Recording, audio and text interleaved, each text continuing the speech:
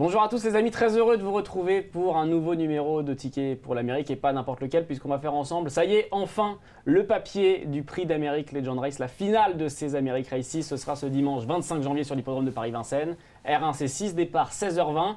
Et ça y est, la plus belle épreuve de trot attelé au monde aura lieu ce week-end à Paris-Vincennes pour un week-end unique. Pour faire le papier avec nous, comme d'habitude, un invité d'exception.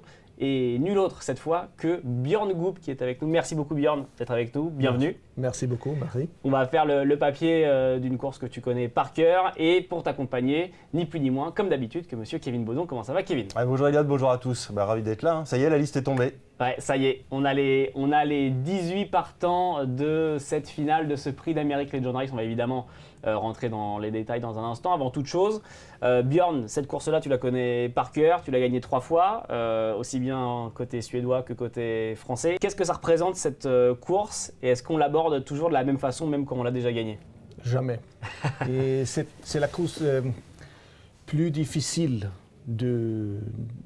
d'avoir des expressions, de savoir avant parce que ça change vite. Ouais. Quand tu cours dans une piste normale, c'est 1000 mètres normalement, 1000 ou 1500, mais cela c'est 2000 et 2007 ça change beaucoup. Et cette année c'est un peu plus ouvert que normalement et ça change aussi un peu. C'est difficile à savoir avant qu'est-ce que ça va arriver. Effectivement, et tu fais bien de le dire, on a deux gros forfaits dans cette édition 2026. Ida Haute-Tillard qu'on a appris dès le début du meeting et puis tout récemment, Joshua Tree côté Nicolas Bazir. En tant que Suédois, est-ce qu'elle a une saveur un peu différente cette course? Alors on le sait pour tout le monde, c'est la plus belle course de l'année, mais on sait qu'il y a une rivalité un petit peu Suède-France. Comment on l'aborde, comment elle est vue en Suède, cette course du Prix d'Amérique? Mais nous on a l'Elite Lopp, ouais. Ça c'est grand chez nous, mais quand même pour moi, et je pense aussi pour les autres Suédois, c'est plus grand quand même avec le Prix d'Amérique parce que c'est plus difficile à gagner, parce que c'est l'élastique, c'est pas Autostar et c'est une seule course, 2007, c'est la course de l'année. Quand tu l'as remporté avec Ridley Express, tu as eu un sentiment un petit peu différent ou pas? Ridley Express, ça c'était ma première course que j'ai gagnée. Avant, j'ai couru plusieurs fois avec Timoko, mais quand même Ridley Express, ça c'était exceptionnel parce que c'est un cheval extraordinaire et c'est toujours la première, c'est toujours la plus grande quand même. On va avoir, du coup, on va rentrer en détail de cette édition 2026. On le disait, 18 partants, d'importants forfaits, mais aussi de gros noms au départ de cette épreuve et donc une édition qui s'annonce assez ouverte. Björn, tu vas retrouver Immortal Doc que tu as pu qualifier tout récemment dans le Prix de Belgique. Comment ça se passe? Comment se présente le cheval à 2 semaines de cette course? Et qu'est-ce que tu en as pensé quand tu as été associé avec la dernière fois? C'est un cheval qui a toujours très bien couru, mais pas souvent gagné.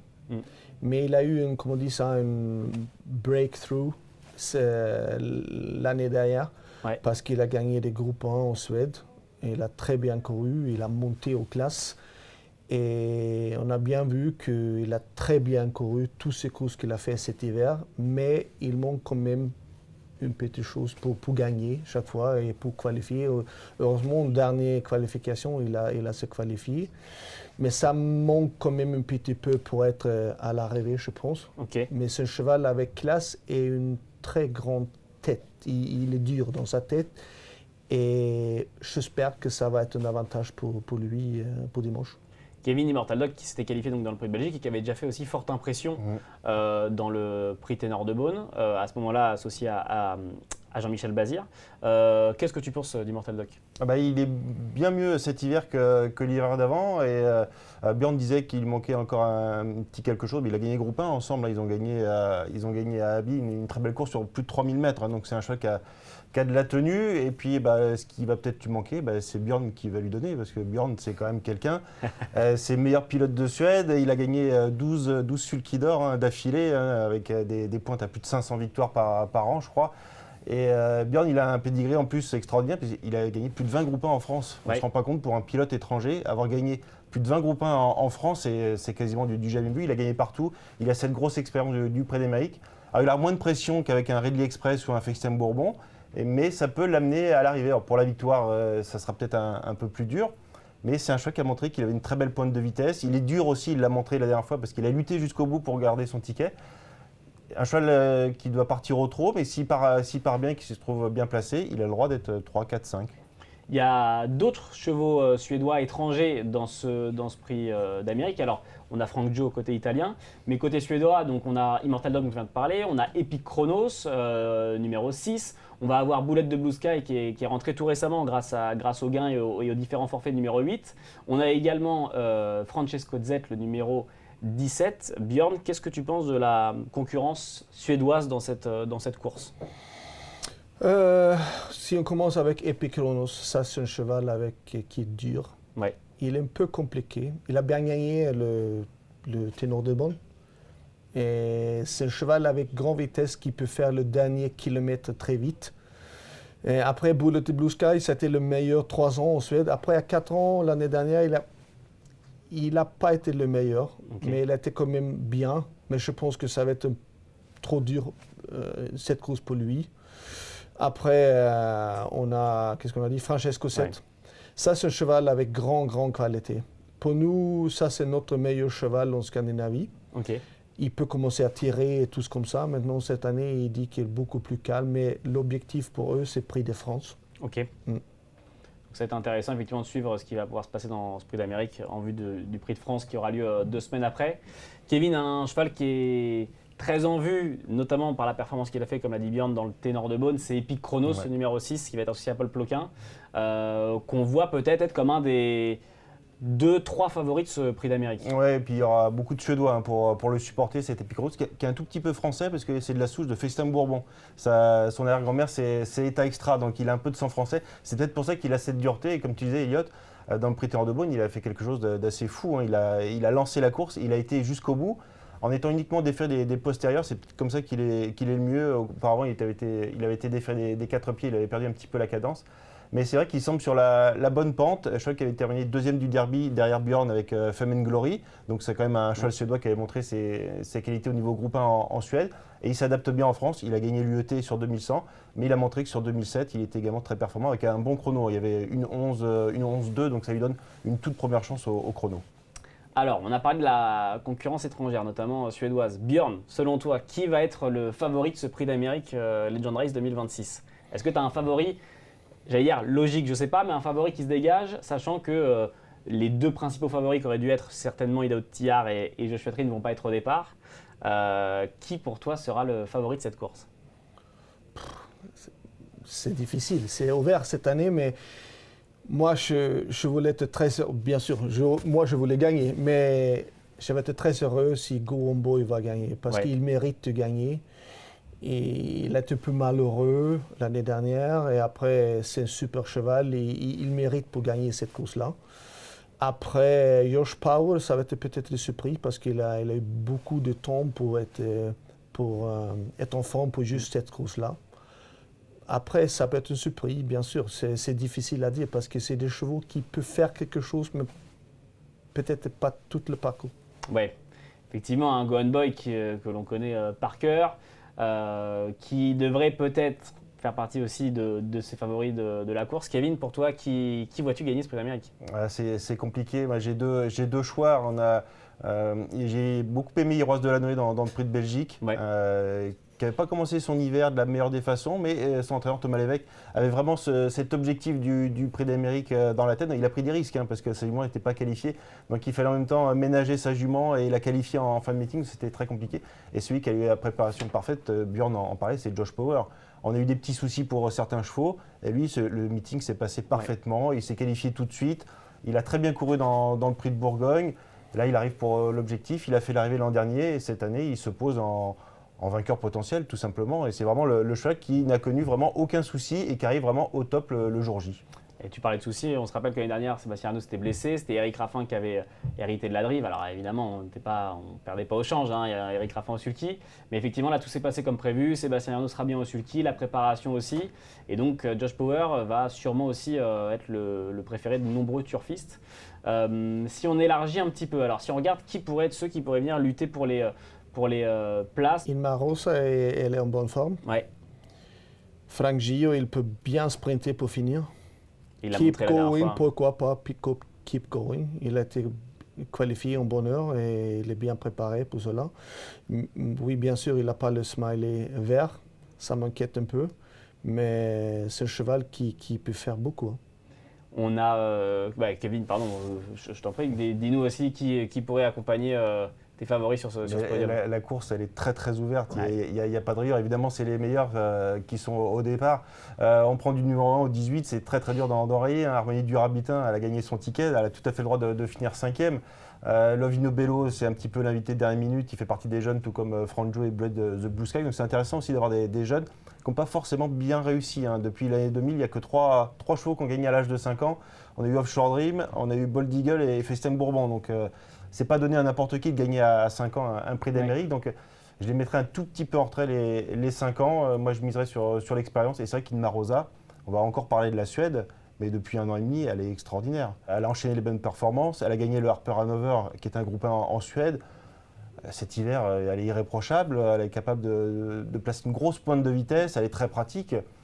Si elle est sur le podium, il n'y a rien à dire. Hein. C'est là aussi une des belles chances de ce prix d'Amérique Legend Race, qui est une des éditions les plus ouvertes de ces dernières années. On te voyait hocher la tête, Björn, quand Kevin parlait d'Inma Rosa, et tu en as parlé rapidement aussi, qui sera associée à Léo Abrivard. Tu l'aimes bien, cette jument? Oui.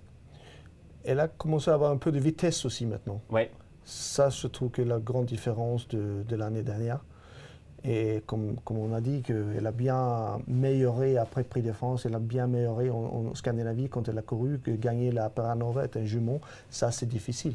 Ouais. Mais là, on a bien vu qu'elle fait bien la distance, mais c'est cause qu'elle a fait cet hiver-là, elle a la grande vitesse aussi. Oui. Ce qui peut être un avantage, effectivement. Parmi ces 18 partants, on a évidemment ceux qui sont qualifiés. Vous savez que dans chaque qualification, on avait 4 tickets pour se qualifier pour l'Amérique, hormis dans le Ténor de Beaune et le Continental où seuls les gagnants pouvaient se qualifier. On a des chevaux qui se sont qualifiés aussi grâce à leurs gains.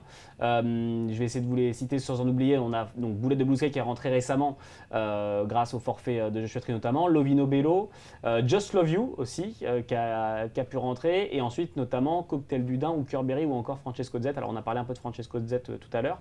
Mais parmi ces chevaux qui sont rentrés grâce aux gains, je pense à Lovino Bello notamment et Just Love You aussi qui avait fait grosse sensation l'année dernière.